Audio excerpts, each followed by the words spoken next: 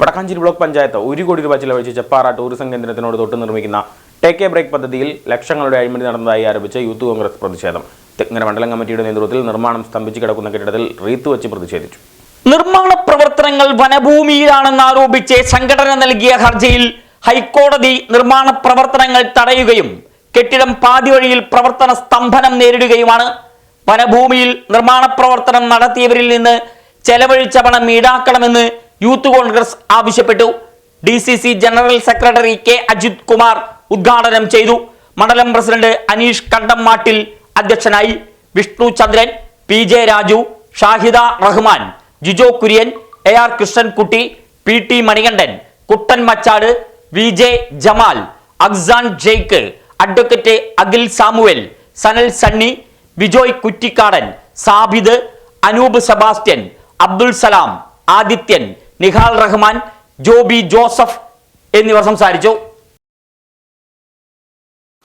ഇവിടെ സർക്കാർ സ്ഥലം ഇഷ്ടം പോലെ ഉണ്ട്. ആ സർക്കാർ സ്ഥലത്തിന് പകരം ഫോറസ്റ്റിൻ്റെ ഭൂമി കയ്യേറി ഒരാൾ ഞങ്ങൾ കാണിക്കുന്നതൊക്കെ എല്ലാവരും കണ്ടോളണം, ഞങ്ങൾ എന്ത് തോന്നിവാസവും ചെയ്യും, റോഡും ഞങ്ങൾ കയ്യേറും, റോഡ് കെട്ടിട നിർമ്മാണ ചട്ടങ്ങളൊന്നും ഞങ്ങൾക്ക് ബാധകമല്ല, ഞങ്ങൾ PWD റോഡായാലും പഞ്ചായത്ത് റോഡായാലും കയ്യേറി, അതുപോലെ ഫോറസ്റ്റ് ഭൂമി കയ്യേറി ഞങ്ങൾ കെട്ടിടം പണിയും, അത് നിങ്ങളൊന്നും അത് ചോദിക്കാൻ വരണ്ട എന്നുള്ള രീതിയിൽ ചോദിക്കാൻ വന്ന ഒരു പാവപ്പെട്ട ഇതിൻ്റെ അടുത്ത് താമസിക്കുന്ന ഒരു പാവപ്പെട്ട ചെറുപ്പക്കാരനെ തല്ലി കൈയൊടിക്കുക, ഒരു ഗുണ്ട സംവിധാനമാണ് ഇവിടെ നടന്നത് കുറച്ചു കാലം. അതിനെതിരെയാണ് പരാതി കൊടുത്തത്. അപ്പോഴൊക്കെ തന്നെ വ്യാജ തീരുമാനം, യഥാർത്ഥത്തിൽ ഇതൊരു സ്റ്റേ കൊണ്ട് അവസാനിക്കേണ്ട കാര്യമല്ല. വ്യാജരേഖകൾ ഉണ്ടാക്കിയ ആളുകളുണ്ട് ഇതിൻ്റെ പുറകിൽ. ആ വ്യാജരേഖകൾ ഉണ്ടാക്കിയ ആളുകൾക്കെതിരെ കേസെടുക്കണം, കേസെടുത്ത് അന്വേഷിക്കണം.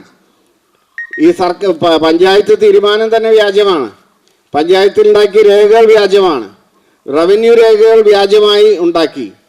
അത് കഴിഞ്ഞിട്ടാണ് കലക്ടറെ വരെ ഒരു എക്സിക്യൂട്ടീവ് മജിസ്ട്രേറ്റായ കലക്ടറെ വരെ തെറ്റിദ്ധരിപ്പിച്ചുകൊണ്ട് വ്യാജരേഖകൾ ഉണ്ടാക്കി ഇത് സർക്കാർ ഭൂമിയാണെന്ന് വരുത്തി തീർക്കാൻ നടത്തിയ ശ്രമങ്ങൾ വളരെ അധികമാണ്. എന്തായാലും തീരെ നിവൃത്തിയില്ലാതെ വന്നപ്പോഴാണ്, കലക്ടർക്ക് പോലും പിടിച്ചെടുക്കാൻ കഴിയാത്ത സ്ഥിതി വന്നപ്പോഴാണ് അനീഷ് ഹൈക്കോടതിയെ സമീപിച്ചത്.